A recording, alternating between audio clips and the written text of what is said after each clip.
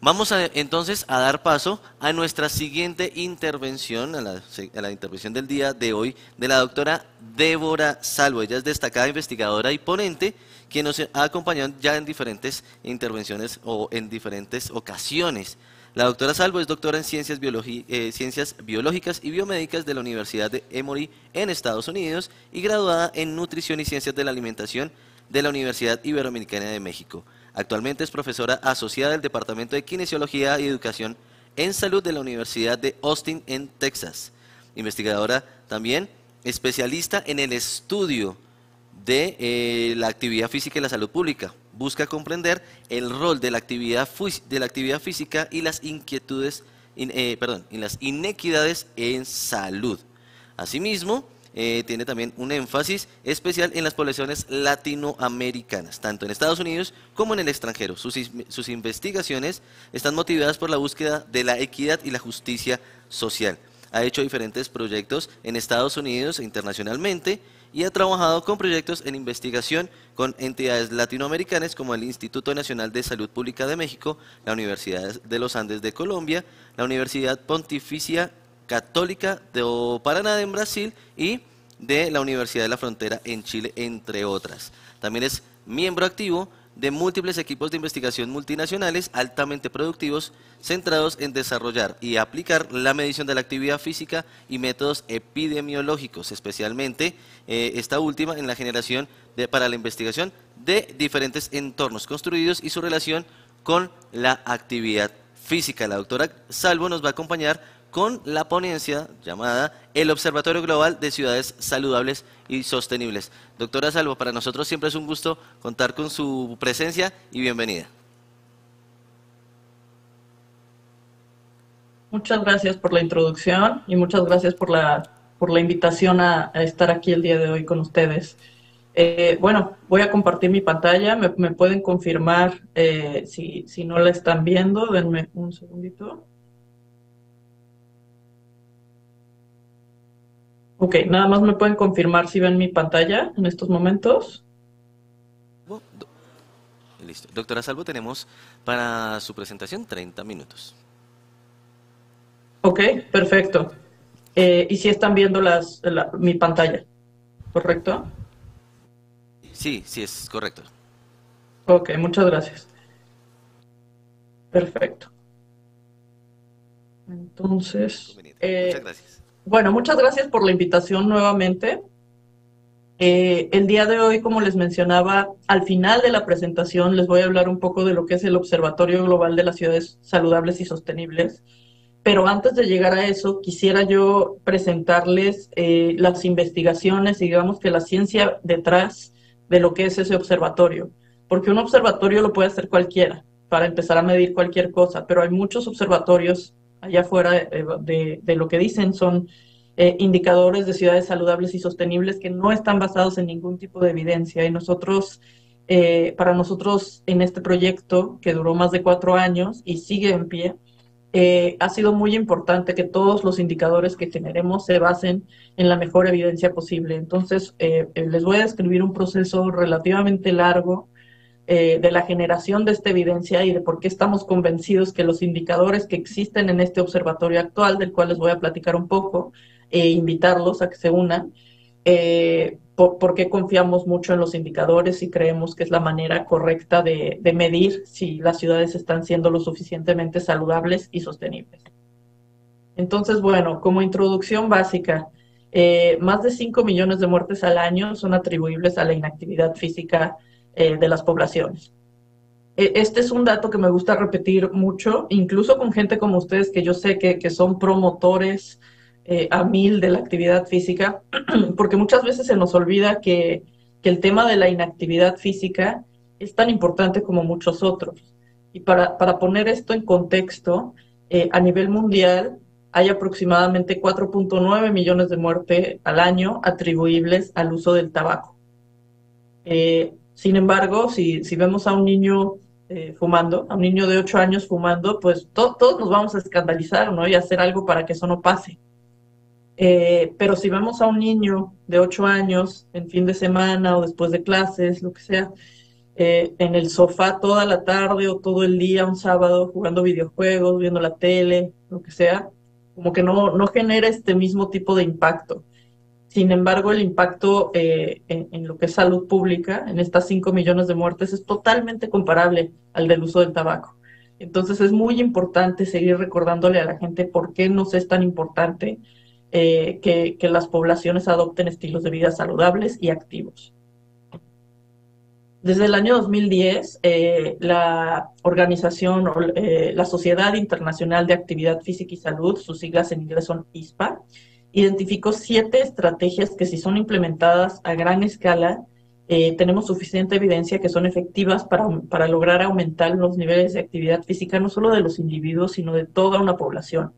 O sea, volver una población que en promedio es relativamente inactiva, aunque claro, las poblaciones tienen variabilidad, entonces va a haber la gente que hace mucho ejercicio, las que no, etcétera, pero digamos que mover toda esa curva poblacional hacia algo mucho más activo. A estas 7 estrategias se les denomina como las mejores inversiones para promocionar actividad física a escala.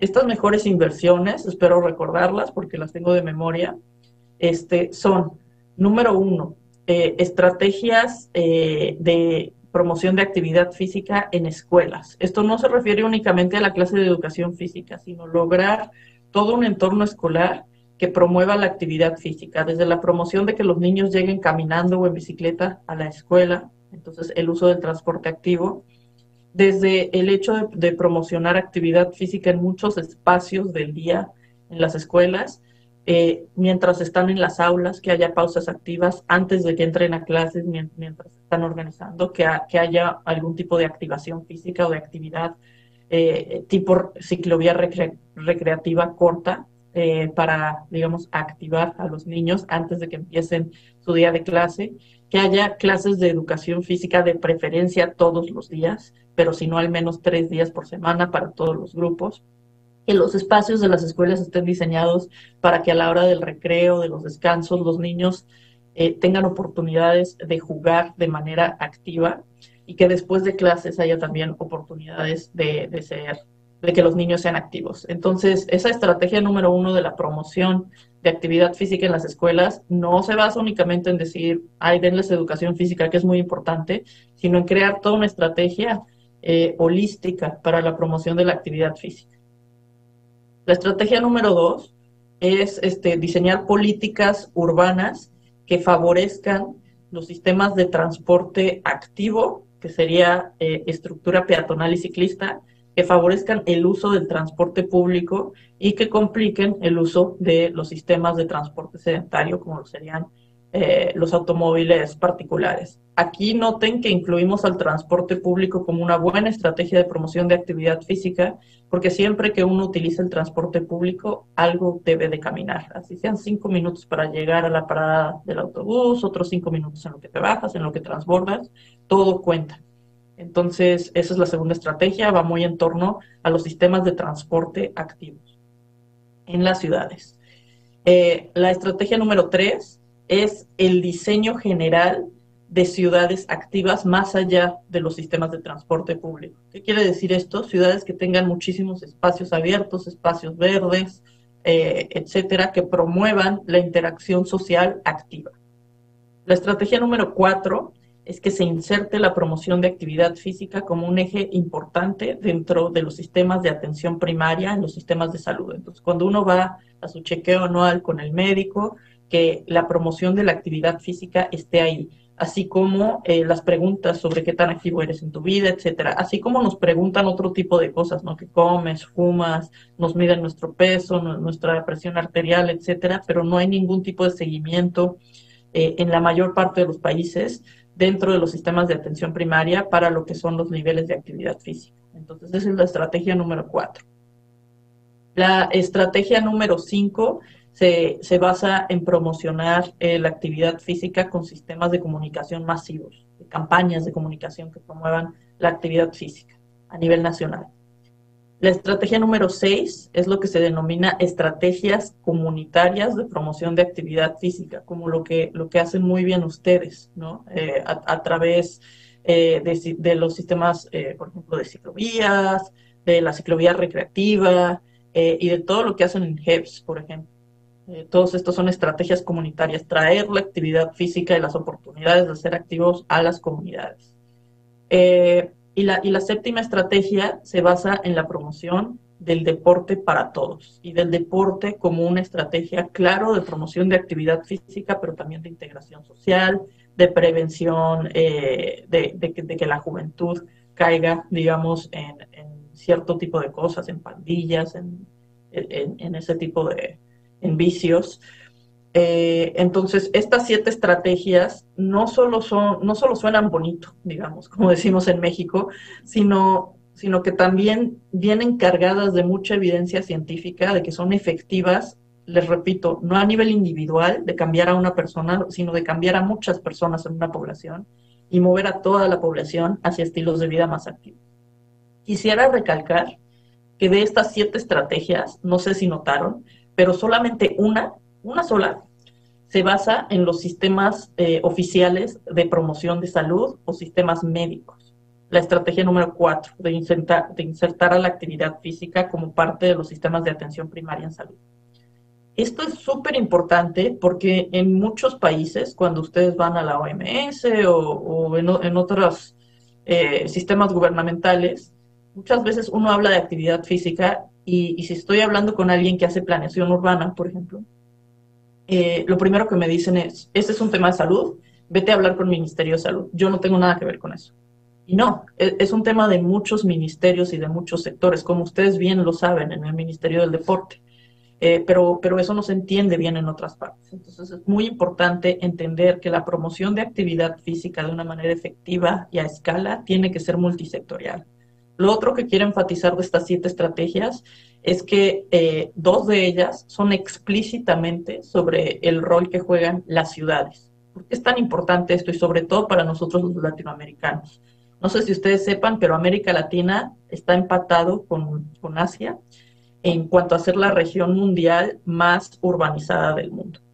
Más del 80% de los latinoamericanos vivimos en lo que se denominan ciudades. Claro, hay ciudades muy pequeñas, pero hay cierta definición de lo que es densidad poblacional, total poblacional y otro tipo de servicios que entran en lo que es definir una ciudad. Y el 80% de los latinoamericanos vivimos en ciudades. Y además ese número está creciendo.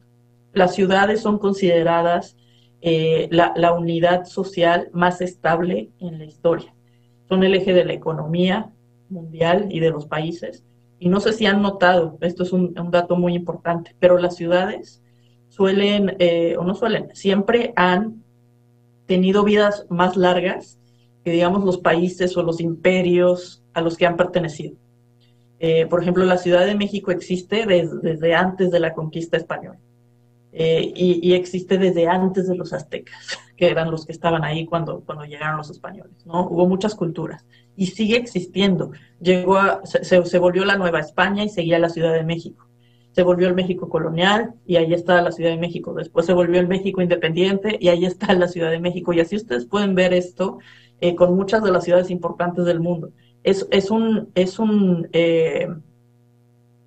aglomeración social mucho más estable que lo son muchas otras cosas como los países que para nosotros a veces se nos hacen más importantes, esa identidad nacional. Entonces es un eje de enfoque muy importante para la promoción de actividad física. Y bueno, algo que quisiera yo recalcar el día de hoy es que la promoción de la actividad física mediante estrategias que sean implementadas a escala, como esas 7 estrategias, puede tener sinergias muy importantes con la Agenda de Desarrollo Sostenible de la ONU. Y eso es lo que les voy a presentar ahora. No sé si han ustedes oído hablar acerca de este tema al que llamamos salud planetaria. Es un término que además de estar muy de moda, digamos, sí es muy importante comprenderlo por todo lo que está pasando en el mundo actualmente. La salud planetaria brevemente se refiere a lograr el más alto nivel de salud, bienestar y equidad posible en todo el mundo, a través de una atención específica a lo que son sistemas.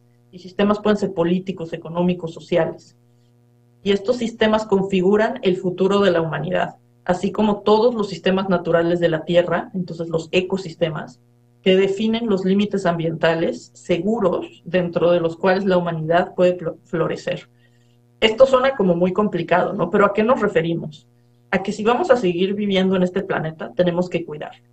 Está muy bien enfocarnos en nuestra salud, pero si pensamos solamente en las personas, en los seres humanos, en las sociedades y en los individuos, y no pensamos en cuidar el planeta y cómo nuestros comportamientos afectan al planeta, la salud va a ser lo de menos porque no vamos a tener dónde habitar. Y esto se refiere mucho a todo lo que estamos viendo con el cambio climático, pero el cambio climático está ocurriendo no por sí solo, no de manera natural. Está ocurriendo porque nosotros, las sociedades, nuestros sistemas políticos, económicos y sociales, hemos, digamos que, perdido el rumbo y estamos haciendo cosas que no le favorecen al planeta. Entonces, si queremos tener éxito en lograr poblaciones saludables, necesitamos que el planeta también tenga buena salud. O si no, no vamos a tener dónde estar y dónde ser activos. Durante esta presentación les voy a mostrar algo de evidencia de cómo sabemos que los comportamientos en salud en particular, los comportamientos que tienen que ver con actividad física, tienen injerencia directa sobre este tema de cambio climático y de salud planetaria. Entonces, la salud planetaria lleva la palabra salud para hablar no únicamente de individuos, que lo que sería, si ven acá en este diagrama, esta parte de salud pública y salud global, sino de hablar también de sociedades y del planeta, ¿no? Una sociedad saludable es una sociedad justa, una sociedad equitativa, con sistemas económicos que realmente distribuyen la riqueza y no la concentran en ciertos grupos. Y un planeta saludable, pues es aquel que permite que todas las especies que lo habitan, humanos y no humanos, sigan floreciendo. Entonces, bueno, existen 17 objetivos del desarrollo sostenible, que son las prioridades de la ONU. Es la meta que nos trazamos desde hace ya 10 años para lograr algo, lograr cambiar cosas de modo positivo para el año 2030. No se los voy a leer todos, pero ahí pueden ver de qué se trata. Pero digamos que es un resumen de todos los problemas del mundo y de todas las cosas que debemos de lograr, ¿no? Obviamente un resumen en positivo. Como son objetivos, el objetivo es que no haya pobreza, que no haya hambre, que logremos salud y bienestar para todos, educación de calidad, etcétera, etcétera. Quisiera que se enfoquen mucho en algunos temas que se relacionan a la parte de ciudades. El más obvio es el objetivo número 11, que directamente habla de ciudades, de lograr ciudades y comunidades sostenibles. Pero también tenemos el tema del número 7, ¿no? Energía limpia, el tema del objetivo número 8, lograr trabajo y desarrollo económico para todos. Eso se puede hacer de muchas formas y la actividad física está involucrada en esto. Industria, innovación, infraestructura. Cuando hablamos de infraestructura, también tienen que ver las ciudades, infraestructura para que podamos ser saludables. Y obviamente está todo el tema del cambio climático acá con el número 13. Entonces, la actividad física tiene conexiones con muchos de estos objetivos del desarrollo sostenible. Quisiera hablarles de un estudio que hicimos. Este estudio duró más de 3 años en llevarse a cabo. Es un estudio enorme, buscando evidencia sobre estas sinergias, sobre cómo la promoción de la actividad física puede ayudar al logro de los objetivos del desarrollo sostenible de la ONU. ¿Por qué nos es importante demostrar esto? Porque parece que, tristemente, para el mundo, para la mayoría de los países, no ha sido suficiente con decirles, oye, la inactividad física está causando 5 millones de muertes al año, hay que hacer algo. No ha sido suficiente. Si vemos lo que ha pasado en cuanto a cambios poblacionales de niveles de actividad física y en cuanto a políticas promotoras de actividad física a nivel mundial, no ha pasado casi nada desde que sacamos ese número, que tomó mucho trabajo calcularlo, por cierto. Entonces, quizás estamos viendo si podemos demostrar que la promoción de actividad física también es buena para otras cosas, en este caso para la salud planetaria. Quizás logremos que esos otros sectores que no son el sector salud nos pongan más atención. Les invito a leer este artículo que publicamos donde vienen todos los datos de los métodos. Entonces, ¿qué hicimos en este estudio? Este estudio buscó identificar los vínculos posibles entre la promoción de la actividad física a escala y el logro de los objetivos del desarrollo sostenible de la ONU. Y en breve, ¿qué encontramos? Encontramos que 15 de los 17 objetivos del desarrollo sostenible de la ONU, en teoría, digamos teoréticamente hablando, pueden estar conectados con la promoción de la actividad física, para que se den cuenta de lo importante y central que es lograr sociedades activas. No es solamente por nuestra salud individual, sino por la salud de todo el planeta. Y obviamente dentro de esos 15, ya que empezamos a buscar, bueno, ahí hay como conexiones plausibles, ¿no? Pero ¿cuáles de estas han sido estudiadas y demostradas? Y vemos que hay al menos estas que tengo acá listadas, donde hay bastante evidencia que sí demuestra que estos objetivos del desarrollo sostenible se pueden beneficiar de manera fehaciente si logramos promocionar la actividad física a escala. Entonces, claro, no todas las 15 cuentan con esa evidencia, pero eso nos habla de que hay que estudiarlo más porque es posible que esté ahí esa conexión, pero definitivamente ya tenemos evidencia para varias, donde sí sabemos que promocionar la actividad física funciona. Entonces, les voy a contar muy brevemente de otra parte de este estudio que hicimos, y lo que hicimos fue un estudio de simulación basado en evidencia. Entonces, lo que hicimos fue simular 3 ciudades. Una ciudad típica de un país de ingreso alto, donde todo es muy autodependiente. Auto, me refiero al automóvil. Entonces, imagínense una típica ciudad de Estados Unidos, que no sea Nueva York, ¿no? Pero digamos como Los Ángeles, con la ciudad de Atlanta, no sé cuáles conocen o han visto en la tele o lo que sea, pero ciudades donde todo el mundo va en automóvil a todos lados, donde casi no hay buenos sistemas de transporte público y todo está diseñado para el automóvil. Después diseñamos una ciudad realmente muy parecida a Bogotá, utilizamos hasta datos de Bogotá para informar el diseño de esta ciudad simulada de países de ingreso medio, y diseñamos una ciudad basada en ciudades africanas muy pobres de ingresos bajos. ¿Qué me refiero si diseñamos? Estos métodos de simulación se pueden imaginar que son, digamos, como videojuegos, pero videojuegos científicos basados en evidencia. Este método se llama modelo de agentes. Y lo que hace uno primero es diseñar el ambiente donde van a vivir estos agentes. Los agentes son personas simuladas que habitan en estas ciudades que son como un videojuego. No sé si alguno de ustedes ha jugado estos juegos de SimCity o SimWorld. Sim quiere decir que es simulado, y a esto se refiere. Entonces modelamos ciudades, su infraestructura, la manera en que los individuos interactúan, el ingreso de los individuos, entonces simulamos poblaciones y las validamos con datos reales para ver que se parezcan a los modelos de actividad física y de otros comportamientos que ocurren en este tipo de ciudades reales en el mundo. Y después que ya estábamos muy seguros que las ciudades funcionan bien como conocemos estas ciudades en el mundo, que así son, empezamos a utilizarlas para simular cambios. Bueno, ¿qué pasa si implemento este tipo de política en la ciudad o este otro tipo de política? Entonces, en primer lugar, ¿cuáles fueron los desenlaces? O sea, las cosas en las que buscábamos ver el impacto de ciertas políticas ficticias. Modelamos muchas cosas. Vimos, bueno, si implementamos diferentes tipos de políticas, que ahorita les voy a decir cuáles fueron, ¿qué pasaría en 10 años con los niveles de actividad física durante el tiempo libre, con el número de viajes a pie, con el número de viajes en bicicleta, en automóvil, en moto, en transporte público, pero también con otros temas que tienen que ver con los objetivos del desarrollo sostenible de la ONU, es decir, con salud planetaria? ¿Qué pasa con el número de muertes por accidentes de tránsito, contaminación ambiental, que es este material particulado fino? ¿Qué pasa con el número de personas que tiene acceso o no a transporte público o acceso a espacios abiertos públicos? ¿Y qué pasa con este tema de las emisiones por dióxido de carbono, que es súper importante porque eso es lo que está generando el cambio climático? Entonces, pensando en que íbamos a medir cambio en estas cosas, diseñamos algunos escenarios ficticios, ¿no? Fueron 6 escenarios. El primero es el escenario basal, que es realmente cómo son este tipo de ciudades en la vida real actualmente, sin que uno empiece a meter políticas ficticias, ¿no?